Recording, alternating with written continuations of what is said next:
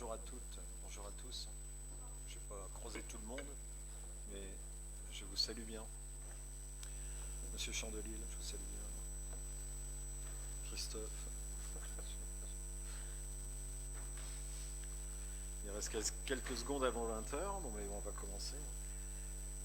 Je vais commencer par faire l'appel pour le quorum. Alors, Alain Dozias présent. Rémi Godard présent. Marie-Bonne Maignan, donc absent. Et c'est moi qui sont plus là, non? C'est Rémi.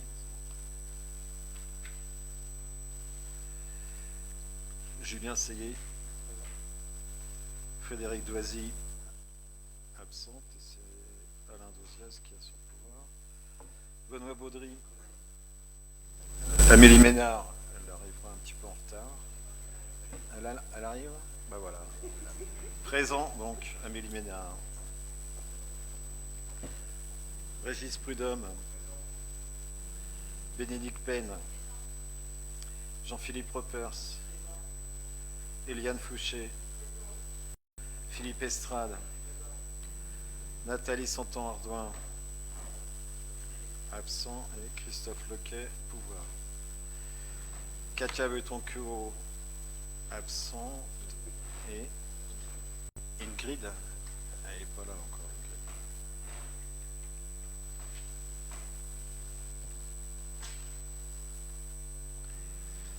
Christophe Lequet. Armel Genon.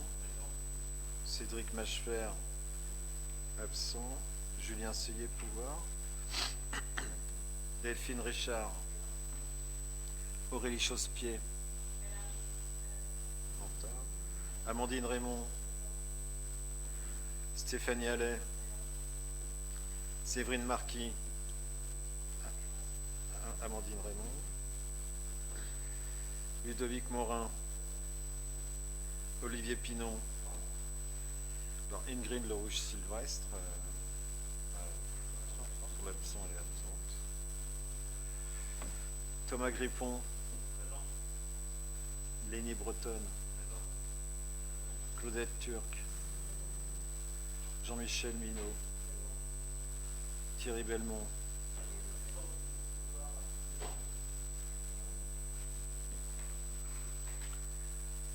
Didier Leget. Audrey Guillemot. Jean-François Chandelil. Bien. Alors, avant de commencer la séance, je vous ai envoyé un message pour vous annoncer le décès du mari de Madame Maignan, qui est arrivé dans la nuit de samedi à dimanche, ou dimanche dans la matinée très tôt. Vous savez que Monsieur Maignan, on l'a honoré lors des vœux pour ses 40 années passées au comité des fêtes de G. Et dans ce cadre, je voudrais qu'on observe une minute de silence pour Monsieur Maignan.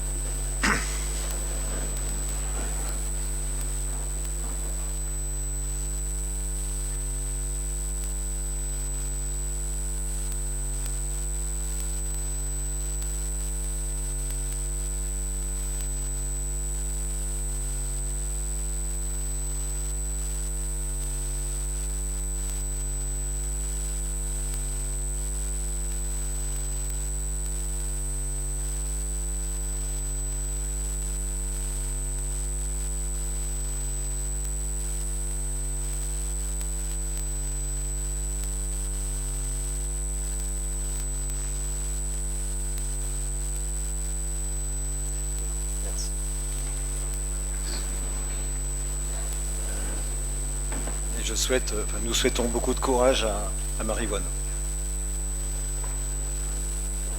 Donc, Aurélie. Présente.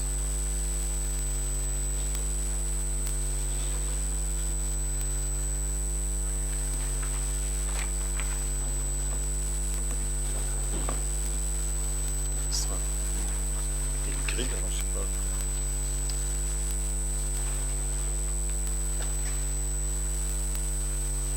Alors, désignation d'un secrétaire de séance, monsieur Olivier Pinon.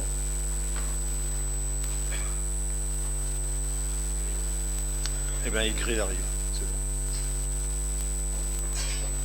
bon. Donc, Ingrid présente et a le pouvoir de Katia Breton-Cureau, je crois.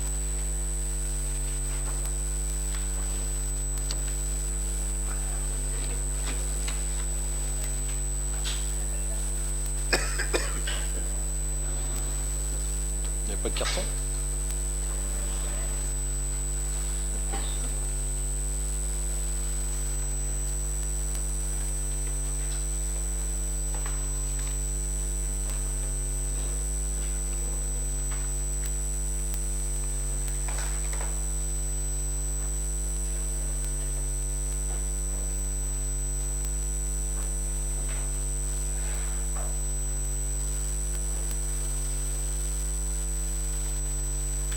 Donc je passe à l'approbation du procès-verbal du 16 décembre 2024. Est-ce qu'il y a des observations? Oui, monsieur Leger.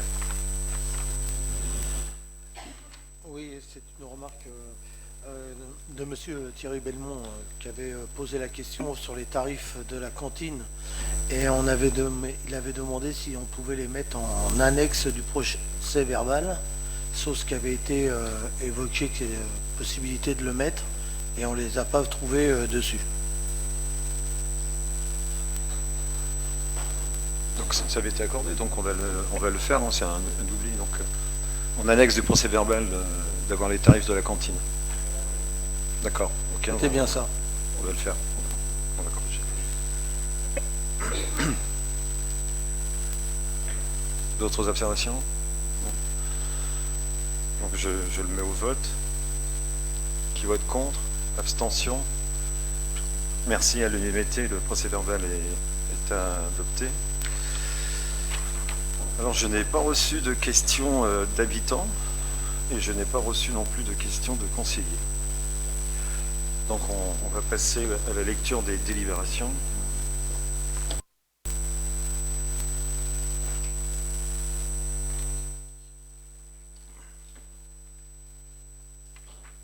Donc les décisions prises par le maire des conseils municipaux. Adhésion à la Fondation du patrimoine. Donc de l'adhésion au titre de l'année 2023 et de l'année 2024 pour un montant total de 1 000 €.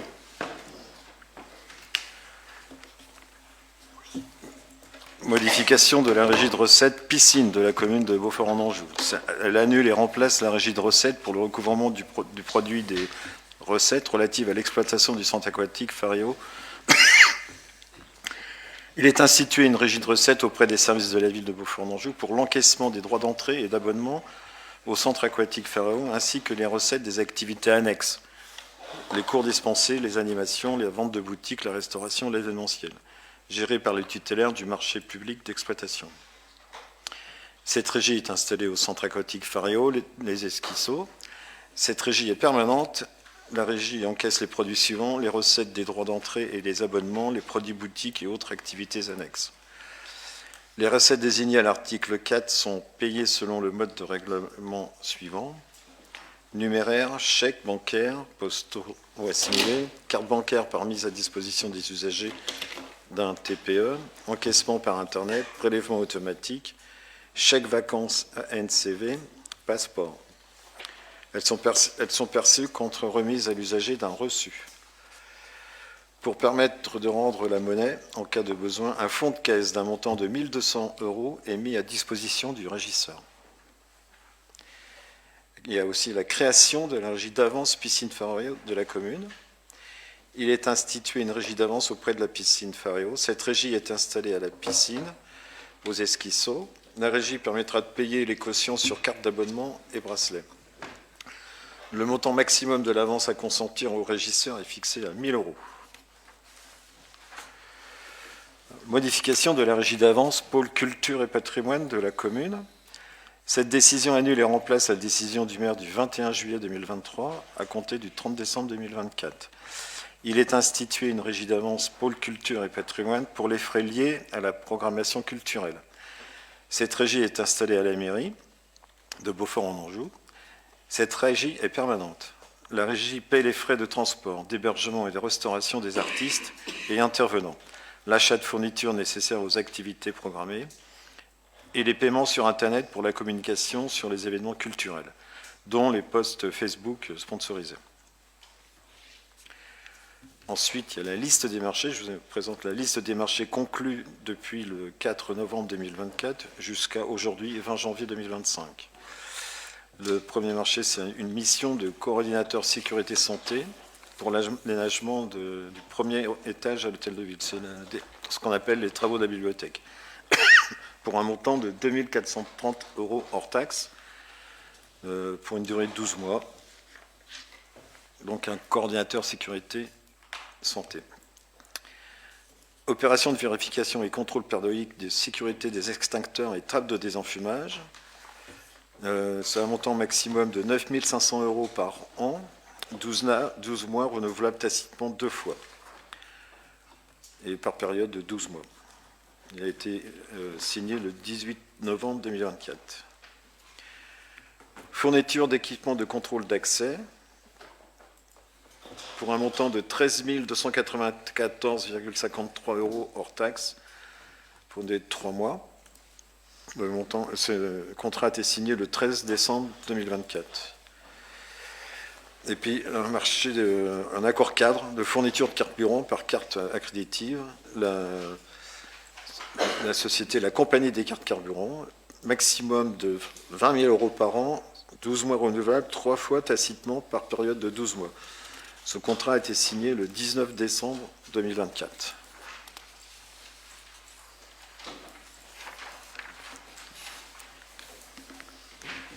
Je passe la parole à monsieur Julien. Y a-t-il des questions? Non, il n'y a pas. C'est bon? Y a-t-il Julien, dénomination des rues. Dénomination de voie, chemin de Gisèle Halimi. La commune a vendu un terrain à bâtir lui appartenant, sur lequel a été déposé un permis de construire. Ce terrain est desservi par un chemin n'ayant pour le moment pas de dénomination. Ainsi, afin de pouvoir adresser cette future habitation, la dénomination suivante a été validée en commission urbanisme du 5 novembre 2024, chemin de Gisèle Halimi. Vous avez le plan en pièce jointe de la délibération. Gisèle Halimi, avocate, militante féministe et femme politique franco-tunisienne, s'est battue tout au long de sa vie pour défendre les femmes et notamment le droit à l'avortement. Voilà. Il vous appartient d'en délibérer.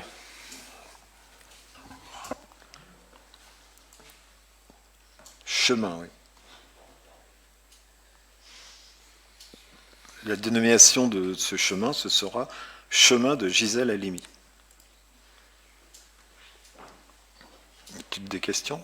Oui, oui, Eliane, Madame Fouché. Donc, je change de numéro, moi, ou pas? Ou de nom de rue, quoi? Oui, tu vas changer et de numéro et de nom de rue. Tu auras probablement le 1, non? Je sais pas. Ou le 3? Je sais pas. Mais oui, ça a changé. Tu vas recevoir tous les documents nécessaires pour les démarches administratives.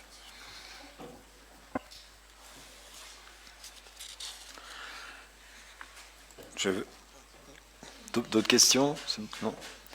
On passe au vote. Qui vote contre? Abstention? Non. Merci. Donc la délibération est adoptée à l'unanimité. Tarif Ferrero, Madame Ménard.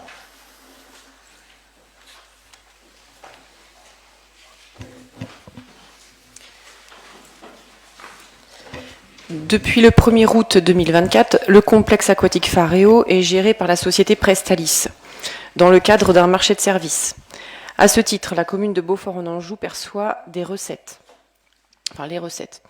Le titulaire souhaitant développer un certain nombre d'activités tarifées, ainsi qu'élargir son offre de restauration, je vous propose de prendre connaissance des nouveaux tarifs selon le tableau ci-dessous.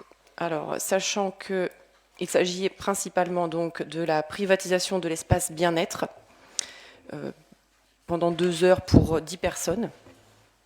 avec différentes tarifications. Il s'agit également d'une offre CSE pour les comités d'entreprise. Également pour la boutique Swind, c'est la boutique de la piscine qui est à l'accueil, et pour lesquelles on propose 10% de réduction pour les abonnés Platinum, c'est-à-dire les abonnements maximum. Et puis des tarifs alimentaires pour des prestataires qui seront là, enfin pour des ventes qui auront lieu plutôt en été. C'est pas pour des prestataires, c'est pour la piscine, mais qui aura lieu donc plutôt en été ou un petit peu avant, ou lors d'activités spécifiques, notamment pour les smoothies.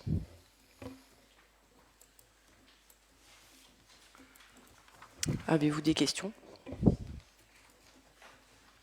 Oui, monsieur Chambly. Alors, moi, j'aimerais bien comprendre le rôle exact de la mairie dans cette nouvelle activité.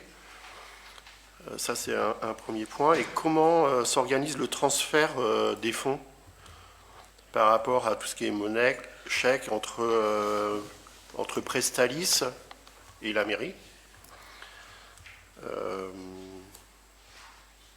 Voilà, savoir un peu quel est le rôle de Prestalis, quel est le rôle de la mairie dans cette nouvelle activité. Pour ce qui est des activités, enfin, de façon, la première partie de votre question, il s'agit surtout pour Prestalis, en fait, on coordonne notre action. Prestalis fait des propositions sur l'organisation des activités, sur les modifications d'activités, ainsi que sur l'entretien de l'équipement. Et nous, mairie, nous validons les évolutions, les changements, les aménagements, etc. Voilà.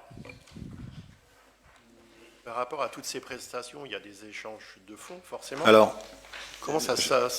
c'est une régie sous-traitée. On peut considérer le marché de services que nous avons, c'est une régie sous-traitée, et c'est le régisseur de cette régie, c'est la directrice, Madame Audrey Bouillet, qui est en charge, qu'on appelle ça, régisseur.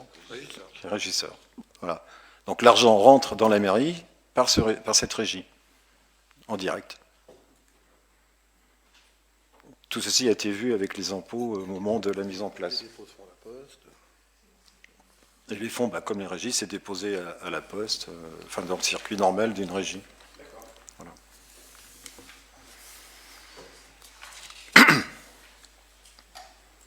D'autres questions? Donc, qui vote contre? Abstention? Merci. La délibération est adoptée à l'unanimité. Alors, je vais remplacer Madame Doisy, qui est absente. Tarif de location de salle communale.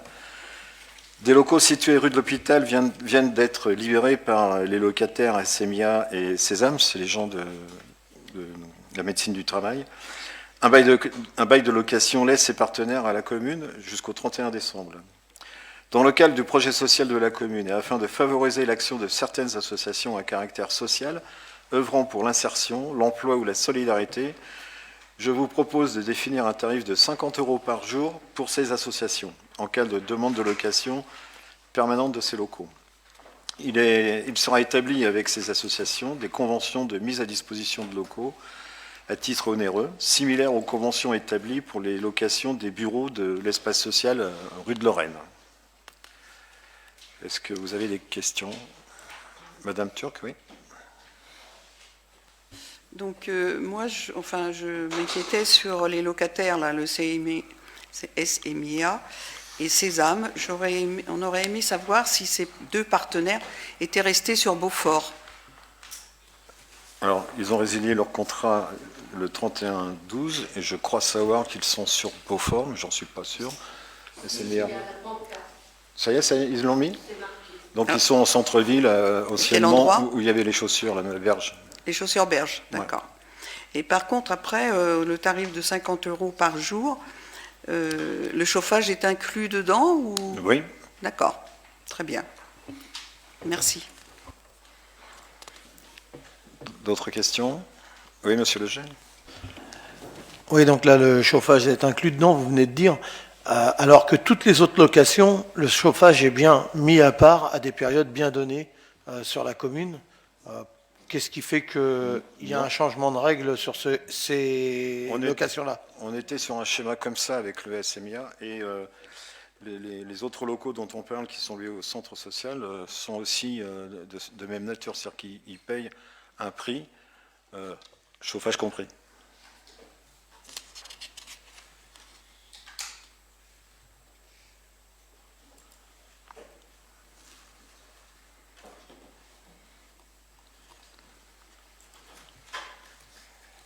Bien. Qui vote contre? Abstention? Merci. La délibération est adoptée à l'unanimité. Monsieur Rémy Godard, les assurances statutaires. Alors, on va donc parler d'assurance, notamment d'assurance groupe du centre de gestion pour la période de 2025 à 2027. Les employeurs publics ont des obligations de prise en charge des arrêts de travail, maternité, accidents de service et maladies professionnelles, décès qui ne sont pas couverts par le régime général de la sécurité sociale. Il s'agit des articles L 811-1 à L 829-2 du Code général de la fonction publique. Ils ont le choix soit de rester en auto-assurance, soit de souscrire une couverture auprès d'un opérateur privé. C'est ce dernier choix qui a été fait et renouvelé à chaque échéance pour notre collectivité. Le courtier en assurance titulaire du marché actuel, Isaline, a dénoncé le contrat avec effet au 31 décembre 2024.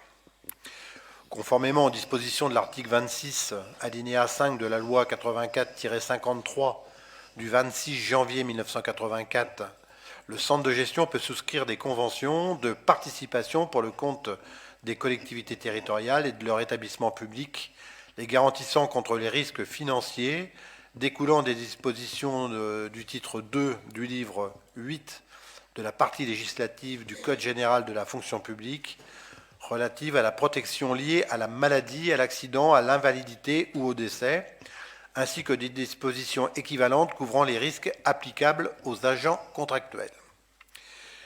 Le 16 septembre 2024, la commune s'est rattachée à la consultation lancée par le Centre de gestion du Maine-et-Loire par la couverture de risques statutaires au titre des années 2025 à 2027. Nous avons voté cette délibération. Les caractéristiques de la consultation ont été donc un contrat souscrit en capitalisation à compter du 1er janvier 2025, contrat d'une durée de 3 ans avec résiliation annuelle possible sous réserve du respect des délais de prévenance, contrat couvrant l'ensemble des risques statutaires, donc congé de longue maladie, longue durée, grave maladie, accident du travail, maladie professionnelle, toute incapacité temporaire de travail et frais inhérents, maternité, paternité, adoption, décès, à l'exception de la maladie ordinaire. L'analyse des offres et de la compétence du centre de gestion.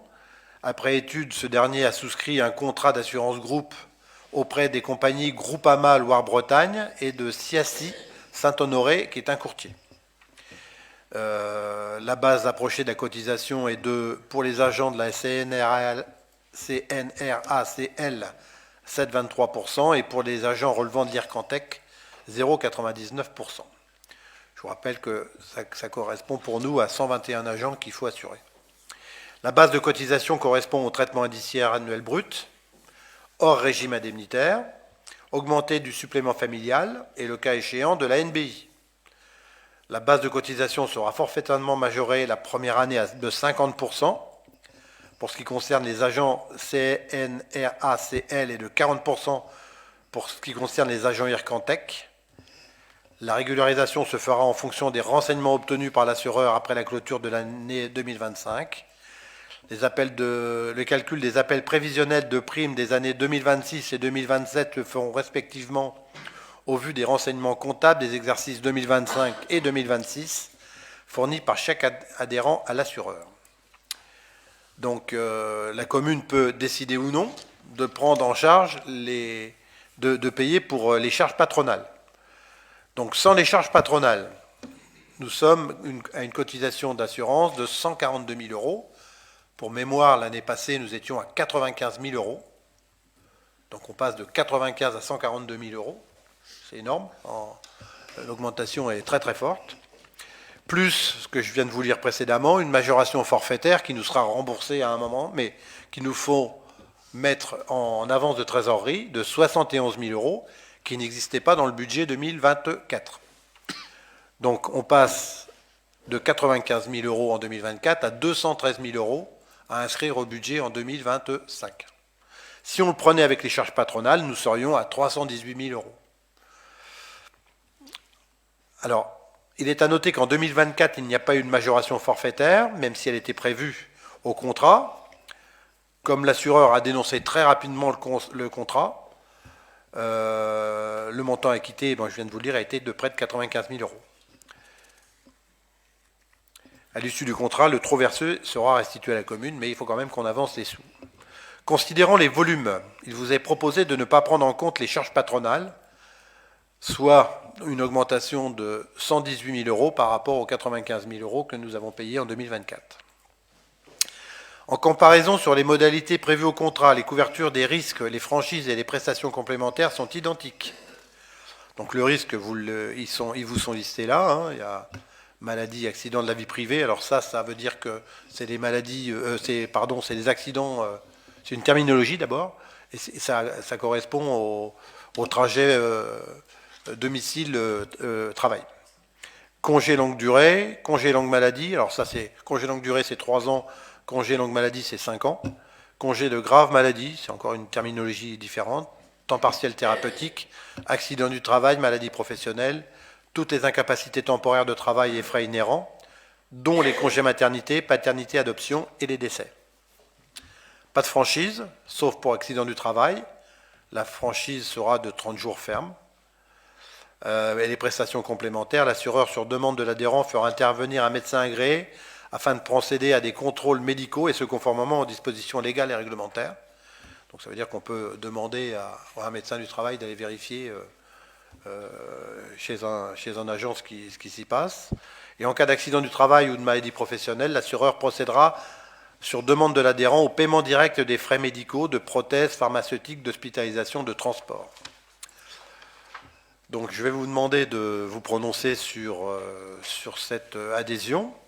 On est parfaitement dans les temps. On a jusqu'à mi-février pour décider, mais il faut qu'on le fasse maintenant.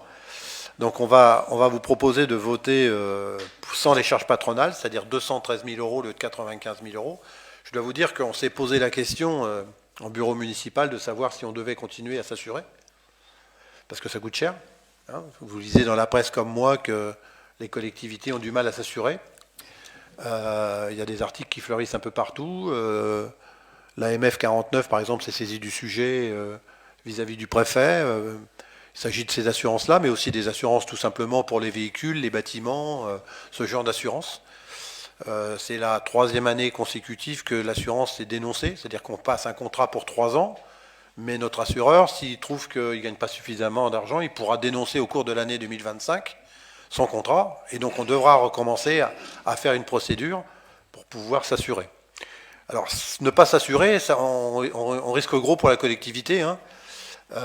S'il y a un décès, il faudra payer tous les frais, et notamment tout ce qui concerne. Mais c'est surtout si malheureusement on avait un accident grave, et notamment quelqu'un qui deviendrait handicapé lourd. Et il faudrait que la collectivité paie jusqu'à la fin de la vie de cet agent tous les frais médicaux, ce qui fait prendre un risque considérable à la collectivité, et c'est pour la raison pour laquelle on va continuer à s'assurer tant qu'on peut payer. On fera des choix, il faudra qu'on arbitre sur d'autres lignes pour économiser et faire en sorte de pouvoir rester assuré pour notre collectivité. Voilà ce que je voulais vous dire. Y a-t-il des questions? Oui, monsieur Léger. Non, c'est juste pour dire et confirmer ce que disait monsieur Godard. C'est vraiment très déplorable ces histoires d'assurance en ce moment, mais on voit bien à un niveau national que tout le monde, les collectivités sont toutes dans le même problème, quelle que soit la grosseur de la collectivité. Il semblerait que l'association des maires aussi veuille essayer de mettre les pieds dans le plat pour essayer de trouver des solutions, parce que c'est clair que dans ces situations-là, on ne sait pas comment on va faire. À un moment, toutes les collectivités ont cette grosse problématique, et pour toutes les assurances. Et puis, comme vous l'avez dit, on fait des contrats sur 3 ans, et au bout d'un an, ils dénoncent, et voilà, alors on repaye après des gens pour nous faire un marché et tout. C'est vraiment le serpent qui se mord la queue, et les collectivités, là, du coup, je ne veux pas dire sont les vaches à lait, mais subissent énormément toute cette procédure. On subit, oui. Et c'est vraiment très dommage. Je crois qu'il y a quelques parlementaires qui se sont saisis de la chose. Alors, je ne sais pas si ça va aboutir à une loi. Sénateur. Je vais passer au vote. Qui vote contre? Abstention? Merci. À l'unanimité, la délibération est adoptée. Modification du tableau des emplois, Monsieur Godard. Alors, donc les emplois de chaque collectivité ou établissement sont créés par l'Assemblée délibérante, c'est-à-dire le conseil municipal, qui détermine ainsi l'effectif des emplois à temps complet et temps non complet nécessaires au fonctionnement des services. Donc ce tableau des emplois de la commune est un document qui a vocation à évoluer en fonction des besoins et des nécessités de la commune. Donc dans ce cadre, il vous est proposé d'y apporter les évolutions suivantes. En clair, on a déjà voté ce tableau, et on est en train de le mettre à jour régulièrement. On vous le proposera de temps en temps, de façon à pouvoir avoir un tableau des emplois qui soit le plus à jour possible. On n'est pas obligé de le faire à chaque fois, mais une fois ou deux dans l'année, c'est bien de pouvoir se mettre à jour. Donc le premier point qu'on vous propose, c'est la suppression du poste de chargé de mission. L'agent positionné sur ce poste étant parti en retraite le 1er janvier 2025, ce poste n'a pas vocation à être pérennisé. Cette suppression de poste induit une réduction du poste 012 de 84 000 € au budget de la commune. Donc ce poste est supprimé, sera supprimé si vous le votez. La deuxième modification, c'est la modification de la filière et du grade de cible de certains postes. Donc le poste de responsable de la direction culture, animation de la ville, tourisme, avait été identifié au grade cible d'attaché de conservation du patrimoine, relevant de la filière culturelle. L'agent recruté sur ce poste, qui arrivera le 15 mars... Non, il est arrivé. Pardon, celui-là, oui, 21 octobre. L'agent recruté sur ce poste est un fonctionnaire relevant de la filière administrative. Il convient donc de mettre à jour le grade et la filière cible, grade d'attaché territorial de la filière administrative. Donc il n'y a pas de coût supplémentaire pour la commune, c'est juste un problème de filière. Le poste de responsable de la direction aménagement avait été identifié au grade cible d'ingénieur territorial relevant de la filière technique. L'agent recruté sur ce poste est un fonctionnaire relevant de la filière administrative au grade d'attaché principal. Donc il convient là aussi de mettre à jour le grade et la filière cible. Donc ça sera donc là un grade d'attaché principal de la filière administrative. Cette modification de poste induit une augmentation du poste 012, c'est-à-dire le poste salaire, de 16 000 € supplémentaires au budget de la commune. Il est à noter que le poste de chargé d'études MOA des espaces publics relevant de la filière technique est pour le moment gelé, donc 46 000 €. Donc pour l'instant, on n'a pas pris la décision de renouveler ce poste. Ce qu'on veut, c'est que le responsable de la direction de l'aménagement, qui elle va arriver le 15 mars, c'est ça? Oui. C'est bien ça. Prenne ses fonctions et puis qu'on puisse travailler pour savoir quels sont ses besoins. Et si besoin, on vous proposera de rembaucher un chargé d'études de MOA. On verra quand ça sera arrivé. Donc je vous demande de valider ce nouveau tableau des emplois avec 98,69 emplois permanents, ce qu'on appelle des ETP, emplois à temps plein. Il est rappelé que nos différentes délibérations ont acté 16,38 d'emplois non permanents ETP, par ETP. Voilà. Si vous avez des questions, je suis à votre disposition, si je peux. Monsieur Léger. Oui, notre interrogation est sur le poste de responsable de direction d'aménagement. À la base, on est sur un poste cible d'ingénieur territorial, un poste de technicité, et ce poste de directeur d'aménagement demande de la technicité. Et là, on le remplace par un grade administratif, de la filière administrative, on se pose la question, est-ce qu'on ne va pas perdre de la compétence technique sur la commune à un poste stratégique de l'aménagement où il faut beaucoup plus de technique pour nous que d'administratif.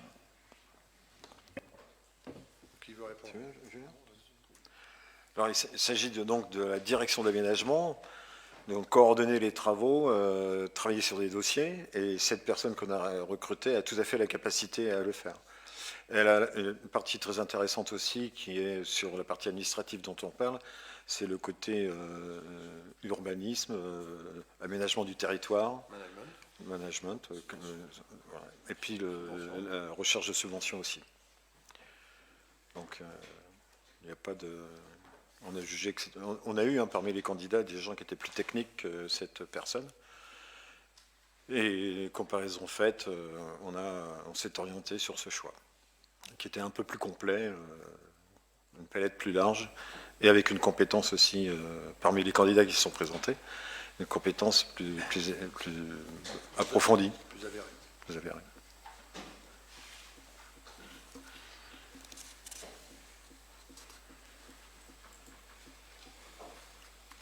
Je passe au vote. Y a-t-il des votes contre? Abstention? Alors, il y a 6 là, hein? Donc 6 abstentions. Merci, la délibération est adoptée. Création d'un poste non permanent d'économe de flux dans le cadre d'un contrat de projet. Jean-Philippe Ropers.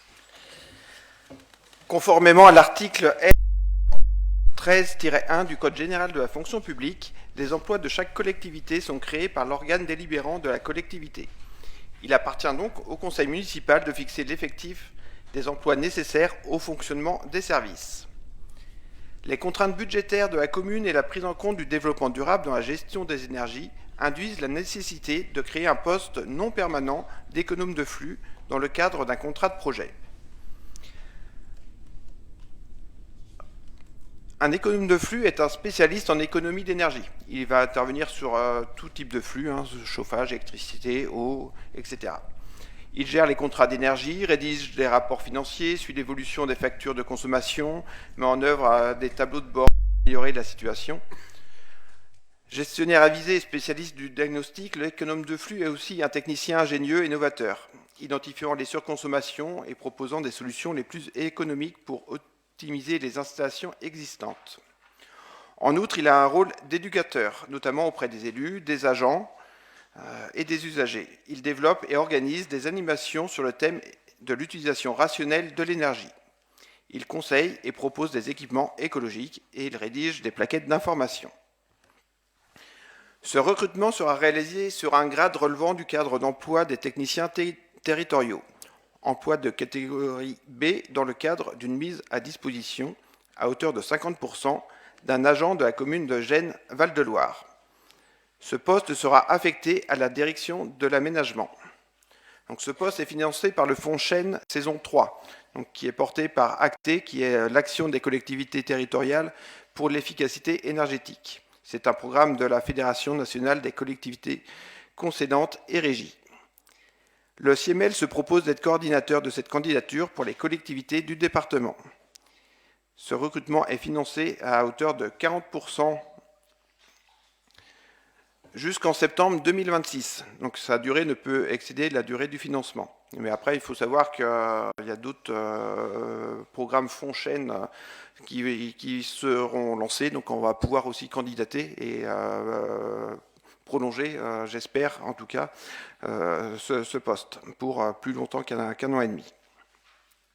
Donc les 60% restants étant financés à part égale entre la commune de Beaufort-en-Anjou et celle de Gênes-Val-de-Loire. Donc en fait, cet agent sera une semaine sur la commune de Beaufort-en-Anjou et une semaine sur la commune de Gênes-Val-de-Loire. Le montant provisionné au titre du budget 2025 sur le chapitre 012, article 62-18, est de 19 000 € en année pleine. Voilà, si vous avez des questions.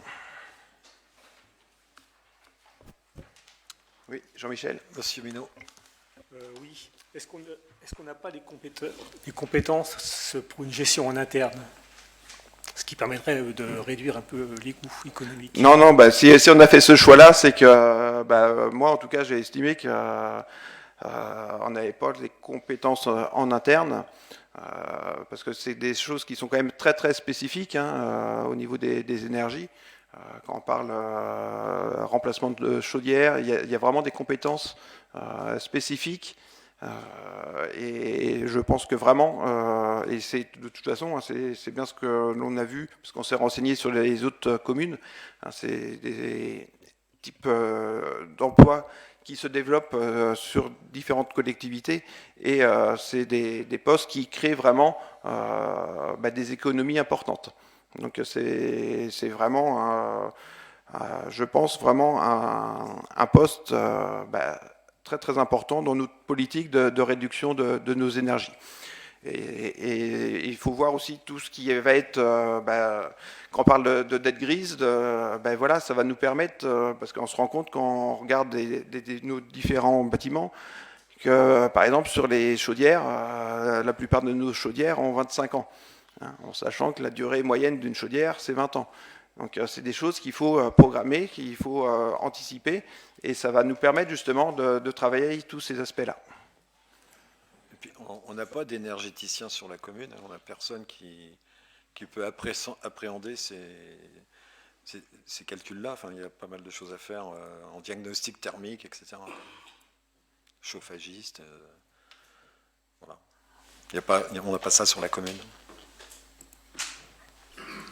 Oui, monsieur Minot. Mais il n'y a pas d'analyse déjà qui avait été faite. Il n'y a pas d'analyse en ce domaine énergétique qui avait déjà été fait. Il y a un diagnostic de l'hôtel de ville qui a été fait, c'est tout.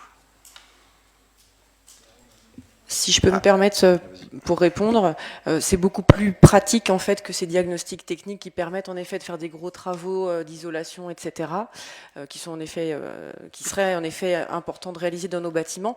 Cependant, là, c'est beaucoup plus concret et beaucoup plus immédiat.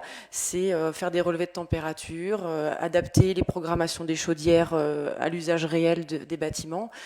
C'est tout ce genre de choses beaucoup plus pratiques en fait. Et puis l'usage des bâtiments, est-ce qu'on est bien sur un usage au bon moment, peut-être qu'il faudrait mutualiser autrement, enfin voilà, c'est plein de propositions qui peuvent être faites d'usage et de pratique.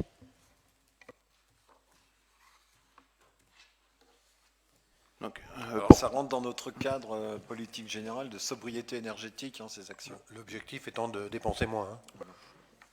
Donc, en effet, on avait quelques diagnostics, notamment avec l'aide de notre conseiller en énergie partagée du CIEMEL, mais c'était assez restreint dans la durée, dans les projets. Là, on va pouvoir avoir tous les 15 jours quelqu'un qui va être sur le terrain, qui va vraiment pouvoir aller chercher les informations, et on va être beaucoup plus efficient, beaucoup plus rapide dans nos réponses, beaucoup plus efficace. Et ça, c'est vraiment un manque depuis que je suis adjoint, que je remarque. Nos services font tout, mais ils sont aussi débordés et n'ont pas forcément les capacités pour répondre. Donc c'est vraiment amener de l'efficacité et qui va nous faire gagner de l'argent.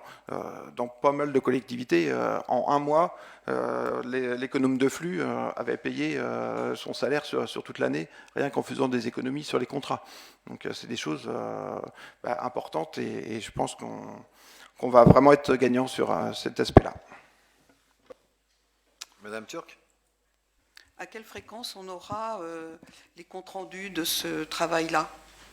On aura des fréquences, enfin des résultats tous les mois, tous les 6 mois, parce que chaque fois que de besoin, je veux dire, on ne peut pas à l'avance estimer les comptes rendus, mais il va être là une semaine sur 2.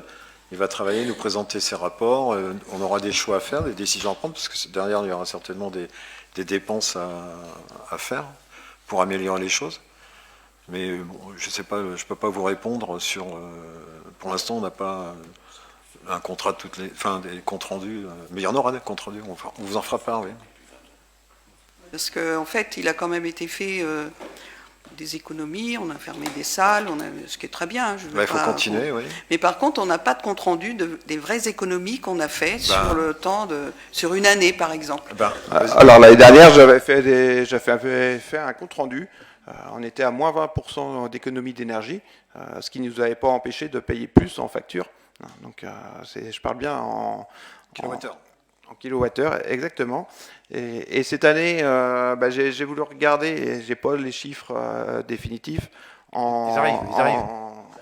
arrivent. On vient de payer les dernières factures de décembre. Donc alors, Rémi il parle en facture en euros, moi je parle en kilowattheure. Sur l'électricité, on est à moins 10%.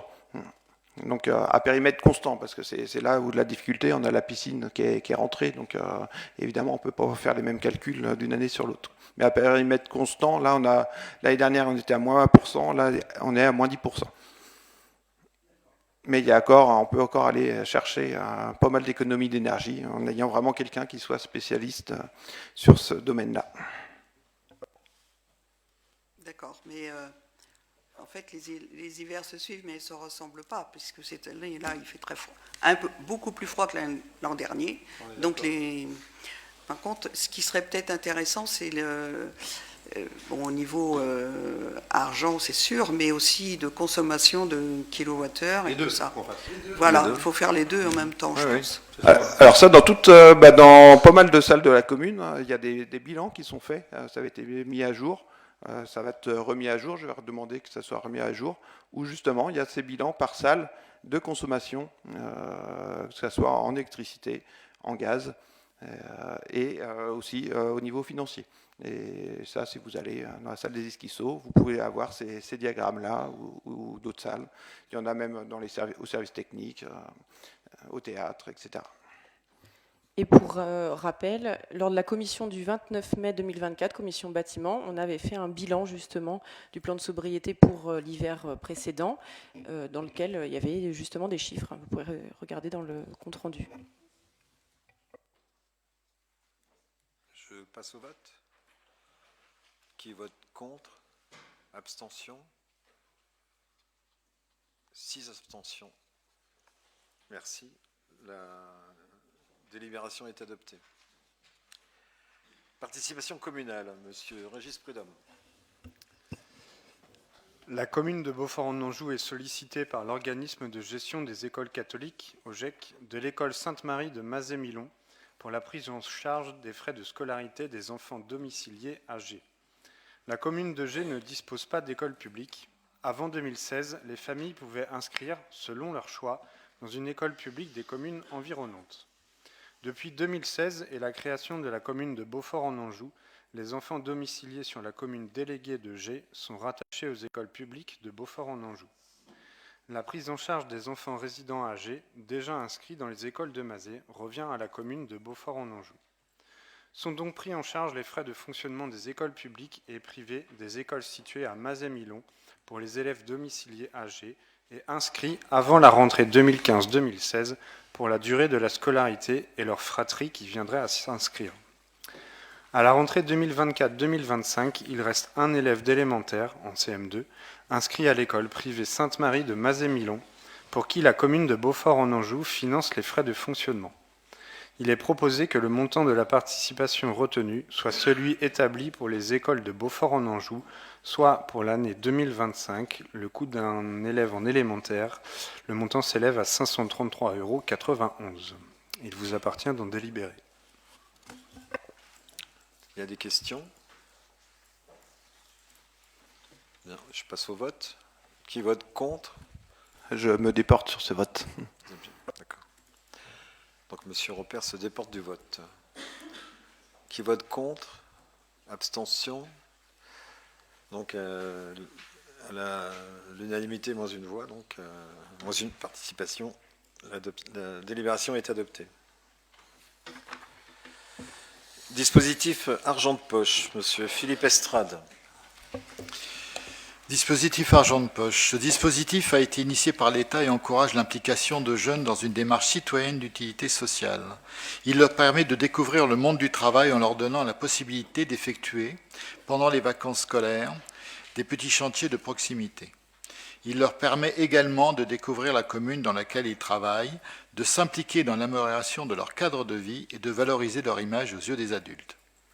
Le bilan est positif pour les jeunes ainsi que pour les agents. Sur l'année 2024, 19 jeunes se sont proposés pour réaliser au moins une mission pour un total de 87 demi-journées passées au sein des services, soit sur les 15 missions proposées. Afin de pérenniser ce dispositif, je vous propose de le reconduire pour l'année 2025. Les missions seront proposées pour les petites vacances d'avril et d'automne, ainsi que pour les grandes vacances. Le cadre reste inchangé, à savoir chaque mission aura une durée d'une demi-journée, 3 heures, moyennant une gratification de 15 €, les encourageant ainsi dans la réalisation de leurs projets personnels. Retenir pour ces actions la tranche d'âge de 16 et 17 ans. Un contrat d'engagement sera signé entre le jeune, son représentant légal et la collectivité. L'encadrement sera assuré par le personnel communal, une régie déjà créée pour le règlement des gratifications. Il vous appartient d'en délibérer. Alors, de mettre en place le dispositif argent de poche pour l'année 2025, de plafonner le dispositif à 2 250 €, de fixer la gratification à 5 € par heure, soit 15 € par demi-journée, de 3 heures, d'autoriser Monsieur le maire à signer les différents documents correspondant à ce dispositif. Est-ce qu'il y a des questions? C'est la 4e année, je crois, qu'on fait ce dispositif. Non? Il est bien connu. Donc, qui vote contre? Abstention? Merci. À l'unanimité, la délibération est adoptée. Je vous en remercie. Demande de subvention pour la saison culturelle. Benoît Baudry. Pour 2025, la saison du musée Joseph Denet évolue et sera marquée par le retour d'une exposition temporaire d'ampleur, ainsi qu'une programmation d'actions culturelles riches et variées tout au long de la saison pour Beaufort-en-Anjou. L'objectif est de développer la fréquentation et le rayonnement du lieu, inciter les habitants du territoire à découvrir le musée et à le fréquenter ponctuellement grâce à la diversité de l'offre d'actions proposées. Le musée comptabilise 4 600 visiteurs en 2024, auxquels s'ajoutent 1 300 participants au rendez-vous animation, spectacle et 1 060 élèves de la maternelle au lycée. La programmation culturelle et artistique établit des passerelles avec les collections. L'objectif est de découvrir le musée sous différentes formes pour tous les publics. Le projet s'inscrit dans les temps forts locaux et nationaux. Donc cette année, il y aura une exposition temporaire qui se nommera Fragments, l'artiste étant Justine Palermo. Alors là, vous pourrez lire tout le paragraphe sur l'expérience de monsieur Justine Palermo, et je pense que c'est une grande chance qu'on ait ce monsieur là cette année. Les dates de l'exposition seront du 5 avril au 2 novembre. L'exposition sera visible tous les jours aux ouvertures du musée, que vous avez ci-dessus, qui sont affichés sur le site de Beaufort. Il y aura des événements et des animations autour de cette exposition, des visites et ateliers pour les élèves, des animations famille tous les jeudis des vacances scolaires, un parcours ludique et un espace de jeu, et des visites commentées du musée et de la ville, conférences et rencontres. La programmation aura aussi pour but de s'associer à chaque événement national. En mai, les nuits européennes des musées, en juin, les journées de l'archéologie, en septembre, les journées européennes du patrimoine, et en novembre, dernière séance du musée. La DRAC et le département du Maine-et-Loire soutiennent financièrement cette politique culturelle à la hauteur de 50%, puisque le musée Joseph Denet est labellisé Musée de France. Donc c'est un budget total, comme vous pouvez le voir sur le tableau, de 24 500 €, sur lequel la participation de subvention serait de 12 250. Donc il vous appartient d'en délibérer. Est-ce que vous avez des questions ou des remarques?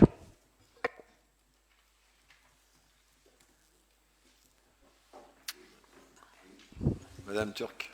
Alors moi, ce n'est pas une remarque. Je suis très contente qu'en fait, il y ait le retour de l'exposition permanente. Et en fait, cette exposition, elle draine aussi des visiteurs, d'ailleurs même hors département, parce que ça fait connaître notre musée à l'extérieur de Beaufort-en-Anjou. Donc ça, c'est très important. Et puis aussi, il faut souligner que je vois que toutes les animations sont reprises et continuent à faire vivre notre musée, qui nous est si cher. Voilà. C'est une remarque. Merci. Alors, est-ce qu'il y a d'autres remarques et d'autres questions?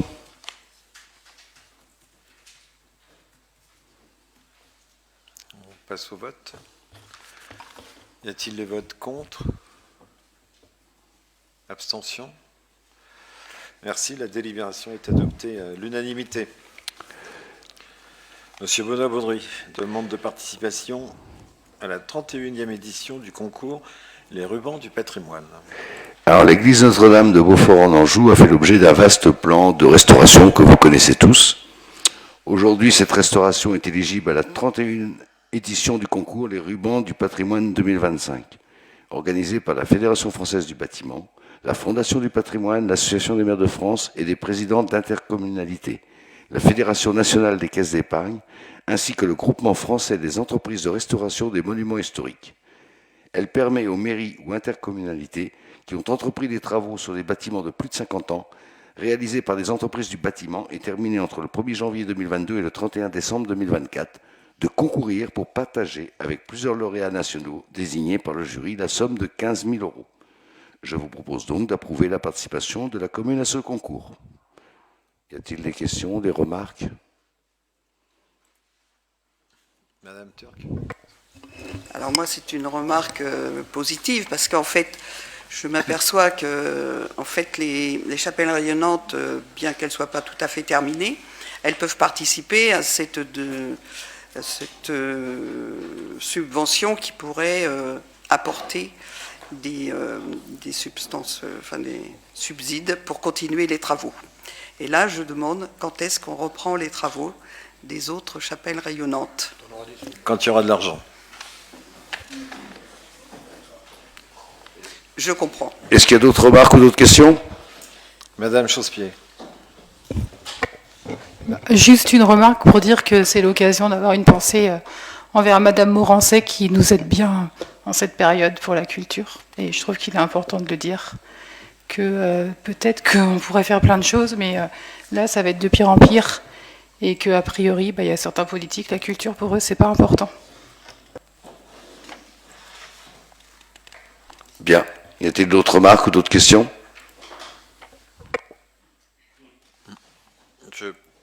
Je passe au vote. Qui vote contre? Abstention? Merci. La délibération est adoptée à l'unanimité. Merci. Alors, je fais à la place de Madame Doisy, convention d'adhésion à la mission locale du Saumurois. Je vous rappelle que la mission locale remplit une mission de service public pour l'insertion professionnelle et sociale des jeunes, notamment les plus éloignés de l'emploi. Elle a une double fonction: aider les jeunes de 16 à 25 ans révolus à résoudre leur situation sociale et professionnelle en assurant des fonctions d'accueil, d'information, d'orientation et d'accompagnement. Favoriser la concertation entre les différents partenaires pour renforcer ou compléter les actions conduites. Dans le cadre de la compétence insertion à l'emploi, une professionnelle de la mission locale angevine assurait une permanence dans les locaux de l'espace social que la ville de Beaufort-en-Anjou finançait à hauteur de 1,88 € par habitant. Or, la loi pour le plein emploi du 18 décembre 2023 et le décret sur la mise en place des comités territoriaux du 18 juin 2024 entraînent une réorganisation de l'animation territoriale des acteurs de l'emploi, en particulier par la mise en place de nouveaux comités locaux pour l'emploi, qui coïncident avec les sous-préfectures. Beaufort-en-Anjou et les autres communes de l'entente dépendant de la sous-préfecture de Saumur, la mission locale angevine a décidé lors de son conseil d'administration du 3 octobre 2024 que notre territoire dépendra désormais de la mission locale du Saumurois. La convention adhésion détaille les engagements et les obligations des parties. Afin de contribuer à la réalisation de ces objectifs et au titre de son adhésion, la commune s'engage à participer au financement de l'emploi de conseillers au service des jeunes du territoire dans des conditions similaires qu'auparavant, mais avec la mission locale du Saumurois. Je vous propose de poursuivre ce partenariat à partir du 1er janvier 2025 en attribuant une contribution financière de 1,16 € par habitant. Alors, sur la base de 7049 habitants, cela fait pour l'année 2025 un total de 8176,84 €. Il vous appartient d'en délibérer. Avez-vous des questions? Vous avez compris, il s'agit d'une restructuration au niveau national qui recadre un peu donc par sous-préfecture ces activités-là. On était avec la mission locale angevine depuis assez longtemps, et donc cette restructuration nous met dans les mains de la mission locale du Saumurois. Il y a eu une réunion en fin d'année 2024, et le travail est le même, les activités sont les mêmes, les objectifs sont les mêmes, sauf que ça se passe à Saumur, avec des gens de Saumur, au lieu d'Angers. Et puis vous l'avez peut-être lu, Saumur est moins cher que Angers. Voilà. On passe de 1,88 € par habitant à 1,16.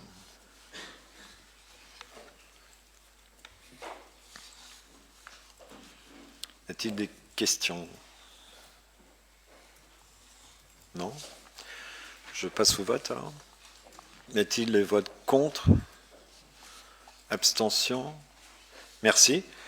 La délibération est adoptée à l'unanimité.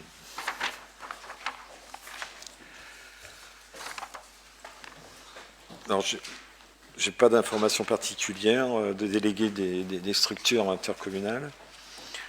Simplement, je rappelle, en ce moment, dans le cadre de vie, on a le démontage des décorations de Noël qui a commencé. Donc, les routes, il peut y avoir des perturbations sur les routes pour des moments relativement courts. Ce chantier a débuté lundi 13 janvier et il durera 2 semaines. Important, en enfance-jeunesse, les inscriptions aux vacances d'hiver ont débuté. Donc, pour les prochaines vacances, pour notre zone, c'est du 10 au 21 février 2025. Donc, il faut s'adresser à l'accueil de loisirs pour les 3-12 ans. Les inscriptions sont à faire. Il y a le ticket sport pour les 6 ans et plus, le capado pour les collégiens. Enfin, c'est comme chaque vacances. Aménagement, alors vous l'avez déjà vu, on a eu des travaux d'assainissement rue de la Petite Porte, et là ça va continuer un peu plus à l'extérieur de la ville, puisqu'il s'agit de travaux d'assainissement sur le secteur du boulevard des Entrepreneurs. C'est un chantier qui va durer jusqu'au mois de juin. Actuellement, il part de la rue du Puy-Bouchard, où des travaux sont faits en souterrain sans ouvrir la route, la nationale, et sous la 347 donc. Ils sont là en ce moment, ils démarrent. Et ils continueront en face pour ensuite tourner à gauche la rue des Entrepreneurs. Donc je crois qu'il y a 1300, 1400 mètres en tout de travaux. Ce sont des travaux bien sûr réalisés par la Comcom. Ce réseau-là était vraiment très très mal en point avec des tuyaux écrasés, etc. En termes d'environnement, il y a des poses de gazon synthétique au cimetière de Beaufort.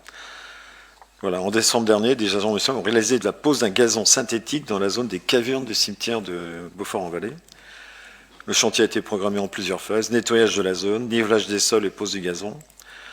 Ce projet vise à améliorer l'esthétisme et le confort de cet espace de recueillement afin qu'il reste agréable et accessible, quelle que soit la saison. Ce revêtement permet également de réduire l'utilisation d'eau en arrosage. Les familles peuvent aujourd'hui disposer d'un espace réaménagé, respectueux et accueillant pour se recueillir. En termes d'association, l'outil en main est de nouveau donc dans ces activités à ce qu'on appelle la maison de pays, en face la bibliothèque, boulevard du Rempart. Je crois que vous savez qu'ils étaient en déménagement et aménagement, et je pense qu'ils vont début février commencer à recevoir des enfants. Culture, il y a les noces de Cana en lice pour une restauration. Donc fin 2024, les élèves du bac professionnel marchandises visuelles du lycée professionnel Ludovic Ménard de Trélazé ont sillonné le département et les découvertes d'œuvres d'art à restaurer dans le cadre du projet le plus grand musée de France. Beaufort-en-Anjou eut le plaisir de les accueillir. En effet, suite à l'appel de la Fondation pour la sauvegarde de l'art français, auquel la collectivité a répondu favorablement, le tableau Les Noces de Cana, conservé à l'église Notre-Dame, a été présélectionné. 4 œuvres au sein du département ont été retenues et l'une d'entre elles sera choisie en vue d'une restauration soutenue par la Fondation pour la sauvegarde de l'art français et la région Pays de la Loire. Résultat, le 30 avril. Alors, des petites informations, animation à venir à la médiathèque, balade comptée insolite vendredi 24 janvier à 19h et coup de cœur des lecteurs samedi 25 janvier à 10h30. Si tu permets, Alain. Vas-y. Pour le 24 janvier, la balade comptée insolite, pour vous donner un peu d'informations, Ça va être une balade où il faudra être muni de votre lampe de poche pour que Beaufort-en-Anjou, qui regorge d'histoires secrètes et insolites, ça sera une balade pas comme les autres, avec des histoires loufoques, des dirliseuses et des dirliseurs. Je vous invite fortement à y aller, ce sera à 19h, les places sont limitées, donc merci de réserver. Alors, je vous indique que le prochain conseil municipal aura lieu le 3 mars 2025 à 19h. Notez bien, 19h et non 20h. Nous aurons l'honneur d'accueillir M. Chalopin qui viendra présenter le bilan d'activité de la Comcom, de la communauté de communes Baugeois-Vallée. Voilà. Et j'ai oublié de vous l'indiquer tout à l'heure en début de séance avec notre minute de silence. Les obsèques pour M. Michel Mignon auront lieu à 15h vendredi à l'église de Beaufort, Notre-Dame. Voilà. Y a-t-il des observations? Oui, Monsieur Chandelil. Alors, ce n'est pas une observation que je voudrais faire, mais je voudrais, moi, vous parler d'un sujet qui m'importe beaucoup. C'est l'état général de l'église Notre-Dame de Beaufort, qui est inacceptable à mes yeux, mais à des yeux de beaucoup plus de personnes. Je ne voulais pas vous parler de l'état général extérieur, on sait bien voilà, les coûts, etc. Tout à l'heure, vous avez pu dire que voilà, on ne pouvait pas engager, etc., dans des grandes proportions, mais j'aimerais comprendre aujourd'hui le cycle d'entretien de cette église par les couvreurs pour les problèmes de pigeons, par exemple. Dernièrement, il n'y a pas plus tard que 3 semaines, c'était une véritable inondation encore à l'intérieur de l'église. Et puis, au-delà de ça, ce soir, je voudrais vous faire part, vous savez, il y a différentes pièces dans l'église. Aujourd'hui, il y a encore des choses qui sont entreposées, notamment des étendards, des pièces qui sont répertoriées, qui sont classées. Je vous fais passer pour que vous puissiez bien constater l'état des choses. Pour des problèmes de... La restauration est prévue. Pour des problèmes de petits verres qui sont cassés, qui n'ont pas été obturés. Je peux comprendre qu'on ne peut pas entamer des grands travaux, mais là, moi je vais interpeller le conservateur des objets du département, parce que là, c'est pas, enfin, on ne peut pas laisser ça comme ça. Il y a des boiseries, il y a des choses, parce que vous y allez de temps en temps. Non, Monsieur Chandil, on est au courant, on a constaté ces dégradations de ces œuvres-là. Monsieur Baudry va vous apporter la réponse. Mais moi, c'est très bien de le constater, mais après avoir constaté, il faut faire quelque chose. Alors, oui. Il y a eu une porte qui a été pas fermée par quelqu'un, on ne va pas accuser quand on ne sait pas, c'est pas l'histoire de fenêtre, c'est l'histoire de porte qui n'a pas été fermée, et les pigeons vont très vite pour faire des dégradations. Dès qu'on s'en s'est aperçu, j'ai alerté les services régionaux, départementaux et la DRAC. Une spécialiste est venue dans les 3 jours qui ont suivi et j'ai dégagé du temps pour la recevoir. Il y a déjà un rapport qui a été fait par la dame qui s'occupe de ça au niveau du département qui s'appelle Anna Letcher, qui nous a donné des conseils et on commence les premières restaurations sans doute cette semaine. Voilà, donc ça a été pris en main tout de suite, c'est pas un verre cassé. Ça a été pris en main, les services ont été concernés, ils sont venus, on a travaillé et on fait et on commence la restauration. Certaines restaurations, parce que c'est très... Laissez-moi finir. Certaines restaurations demanderont sans doute plus de travaux. Pour l'instant, on va entamer une première restauration sous les conseils d'Anna Letcher et certaines bannières peut-être nécessiteront l'intervention de spécialistes. Mais là, on va voir ça tranquillement, on ne va pas les stocker au même endroit, bien sûr. Là, monsieur, ce n'est pas de la restauration que je vous demande. C'est de déplacer certaines œuvres qui sont en train de prendre l'eau de la fiente de pigeon. Regardez les photos. Alors, ils ne prennent pas l'eau. Ils ont pris la fiente de pigeon. Ils ne prennent plus la fiente de pigeon. Ils vont être déplacés. Mais avant de les déplacer... Avant d'entamer la moindre travail dessus, moi j'attends les services compétents qui m'ont donné les enseignements, comment faire, et ça va être réalisé, c'est une histoire de jour maintenant. Mais je ne fais rien sans les services spécialistes. Et la dame s'appelle Anna Letcher, c'est la conservatrice départementale, qui, dans les 3 jours qu'on suivi, m'ont dit comment faire et c'est parti. Voilà. On n'a pas la même appréciation des choses, mais de toute façon, croyez-moi, sur ce sujet-là, je serai extrêmement attentif. Et pas que pour ces étendards. Jean-François, depuis quand ils sont, ces étendards, dans l'église? C'est des étendards qui sont là, Claudette, si je ne me trompe. Et ils étaient dans la sacristie, dans une des sacristies, au rez-de-chaussée. Et ils ont été déplacés, à mon avis, il y a quelques années, dans les étages. Non. C'est accidentel, hein, ce qui s'est passé. C'est une porte qui est restée ouverte, si j'ai bien compris. Je peux comprendre que ça soit accidentel. Moi, c'est pas ça. Ce que je voudrais, c'est que ça puisse être, enfin, qu'il y ait une solution qui soit trouvée. On va les la trouver. déplacer, mais pas simplement les regarder et se dire on les laisse là. Mais on va les retrouver, les restaurer, et puis les. Et je vous répète là où ils qu'on a sont, engagé ils sont protégés. une action de suite, mais je ne fais rien et les agents municipaux ne font rien sans les conseils d'une restauratrice spécialisée qui est au département, qui vient nous donner ces informations. On vient de recevoir le dossier et on va mettre en route les actions.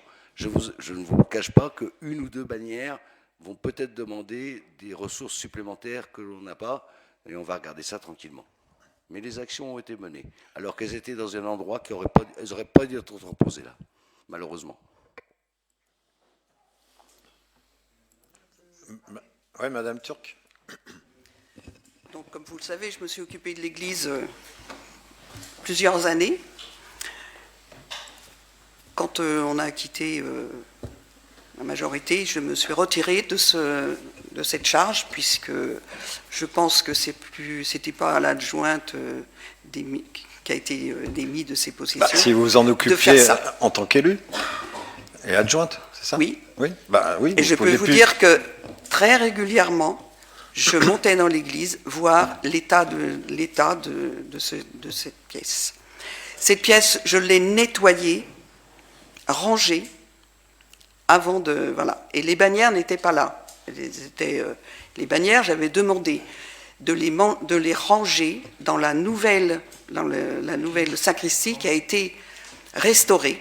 Là, c'était quand, ça? Voilà. Eh bien, c'était en janvier, là, on a quitté en janvier 2023, ça a été fait en fin 2022. Quand la restauration a été terminée de l'étage de la sacristie, j'avais demandé à ce que ces bannières soient aux prêtres. Voilà. Par contre, dans cet étage-là, j'avais tout nettoyé, tout fermé, tout était comme il faut quand j'ai quitté. Maintenant, je veux bien que c'est vrai que quand je vois l'état de ces bannières, je me dis que c'est quand même lamentable, parce que je peux vous dire que j'ai fait toutes ces années-là avec cœur, et puis en respectant le travail qui a été fait avant moi, et je peux vous dire que c'est quand même décevant. Bon, maintenant, c'est comme ça va coûter des sous supplémentaires. On n'en avait pas de trop avant, on en a encore moins maintenant, apparemment, et c'est vraiment dommage. Parce que... Je suis complètement d'accord avec vous. Je suis désolé que cet accident soit arrivé et que les bannières n'aient pas été déménagées. Mais ça, voilà, c'est un accident, on va faire au mieux. Mais vous inquiétez pas, on va faire au mieux. C'est qu'elles n'ont pas été déménagées, elles n'ont pas été aménagées au bon endroit. Voilà. Après, c'est vrai que dans ces bâtiments-là, il faut y aller très régulièrement. Mais ça, moi, je ne le fais plus, parce que, bon, ce n'est plus mon rôle. Mais bon, il faut y aller très régulièrement. Et en plus, cette salle, elle n'a jamais été nettoyée depuis que vous avez découvert toutes ces fientes de pigeons. C'est en l'état, permettez-moi de le dire, c'est dégueulasse. Voilà. Et ça, c'est pas normal. Voilà. Donc, on n'a pas d'argent pour restaurer, oui, mais il faut quand même faire attention à ne pas aux dégradations qui peuvent s'ajouter. Madame Allais. Par rapport au bâtiment, c'est bien à la charge de la commune, mais tous les biens à l'intérieur, est-ce qu'on ne peut pas avoir une aide du diocèse aussi pour la rénovation? Tout est à la charge de la commune. Ça doit appartenir à la commune, non? Donc tout ce qui est dans le bâtiment, plus le bâtiment, tout est à nous. D'accord, merci.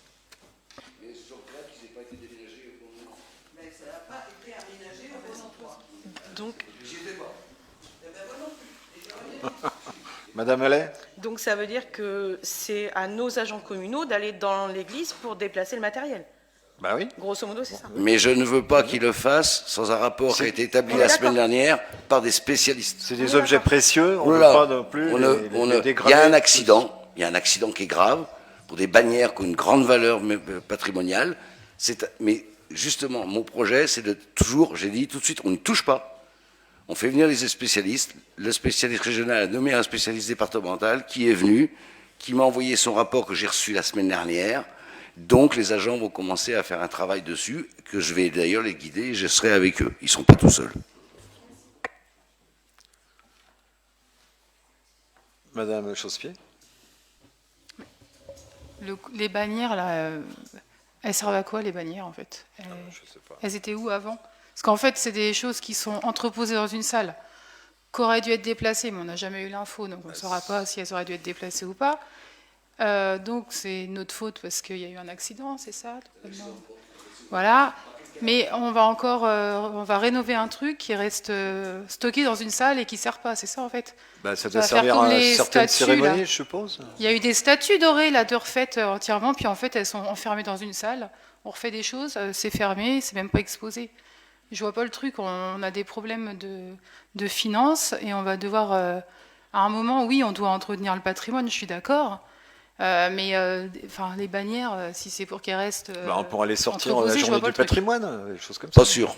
Pas sûr. Mais les statues dorées là, qui sont au centre social, qui étaient dans l'église, qui ont fait l'objet d'une rénovation, mais qu'on n'a jamais vu, que le public n'a jamais vu, je trouve que ça sert à rien. Les statues? Elle doit voir ce que c'est, Claudette. Des statues qui ont été refaites. Oui, oui. Alors j'ai la réponse. Voilà. Ça va sortir. Bon, Je bah, ne peux pas- elles je sont ne peux cachées pas- dans une pièce. Je réponds. Mm. Je ne peux pas les déplacer sans l'accord et le conseil de spécialistes qui est venu en même temps que pour la bannière. Et quand on va déplacer les bannières, en même temps, on déplacera les statues. Donc là, enfin, on les reverra après. Non, on ne des les reverra années pas, de- peut-être pas forcément, parce qu'il faut trouver un lieu, il y a des problèmes d'hygrométrie. Ouais, c'est bien compliqué, Non, quand mais même. attendez, en termes de sécurité, d'hygrométrie, il y a des contraintes qu'il faut respecter. Pour ces bannières, depuis quelques années, les contraintes n'ont pas été respectées. Donc maintenant, on va les respecter. Alors là, Benoît, je fais bien entendre que depuis des années, ça n'a pas été respecté. Je suis désolée, il y a des bannières qui ont été restaurées. Hein, et Madame Léchère, Anna Léchère, je la connais très bien. J'ai fait tout le récollement de l'église et de la pharmacie avec elle. Et je connais les contraintes et les obligations qu'on a pour ce sujet-là. Par contre, c'est quand même le rôle de l'adjointe au patrimoine de faire tout ça. Je suis désolée, il n'y a pas que les bâtiments, il y a aussi ce qu'il y a à l'intérieur. Et moi, je suis complètement déçue de voir que ces bannières, dont certaines ont été restaurées pour être conservées, elles étaient au sec, à l'abri, au rez-de-chaussée de la sacristie. Voilà. Après, quand la sacristie a été restaurée, moi, j'avais demandé à ce que ces bannières soient dans la partie qui a été restaurée. Il y a la place, le placard a été fait, avec les habits sacerdotaux, tout était, normalement, ça aurait dû être fait. Ça n'a pas été suivi des faits. Ça n'a pas été suivi, parce que moi, j'ai arrêté, puisque on ne voulait plus de moi. Voilà. Après... Vous l'avez demandé au prêtre, hein, c'est ça? Non, mais... C'est tout, hein, c'est la démocratie. Moi, tout ça, ça appartient à la commune, c'est les élus qui doivent s'en occuper. Voilà. Donc, moi, je veux bien entendre... Vous ne les avez pas déplacés, je les déplacerai. Oui, mais il faut les déplacer, il faut d'abord les nettoyer.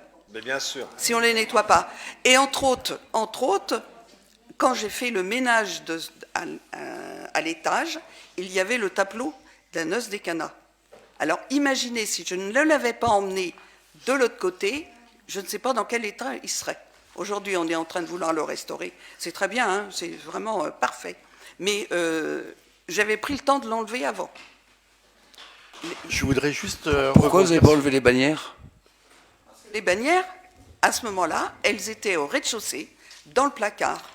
Et Madame Léchère m'avait demandé de laisser ce placard ouvert de manière que l'air passe. C'est après qu'elles ont été montées à l'étage. Pas depuis janvier 2023, hein. Elles étaient à l'étage avant.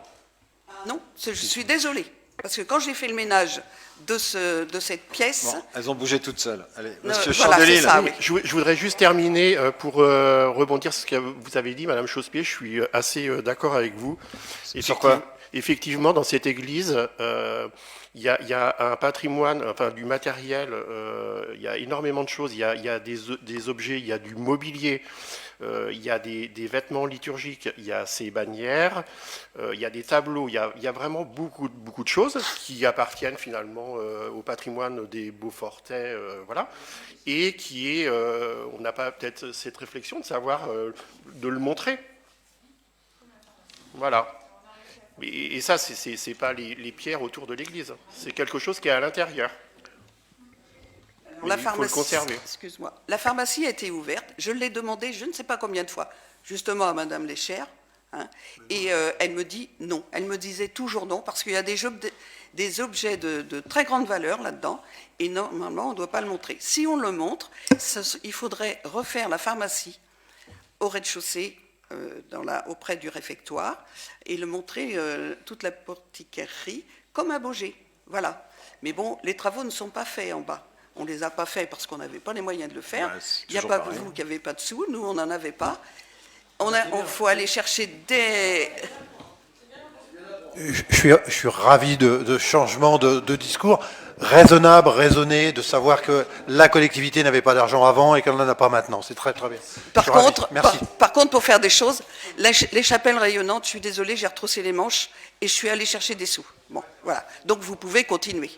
Maintenant, la région a une autre politique. Je suis désolée, il fallait le faire avant. Bien, oui, Madame Chausse-Pied, c'est dernière. Ouais, je finis juste sur une phrase. Je vais faire une phrase à chaque conseil, j'ai décidé. J'écoute France Inter, j'aime bien les chroniques, je me dis on pourrait faire ça en conseil municipal. J'ai lu le règlement, a priori, c'est pas interdit. Je voudrais juste vous dire cette phrase. On est le 20 janvier, on est à 5 féminicides depuis début 2025. Ça doit plus être des faits divers, ça doit être un sujet d'État. C'est comme, sinon plus important que la culture, je dirais, l'égalité entre les femmes et les hommes, parce que c'est plus possible d'entendre qu'il y a encore des féminicides aujourd'hui. Voilà. Oui. D'accord. Bien. Je clôt la séance du conseil municipal. À 21h22. 21h.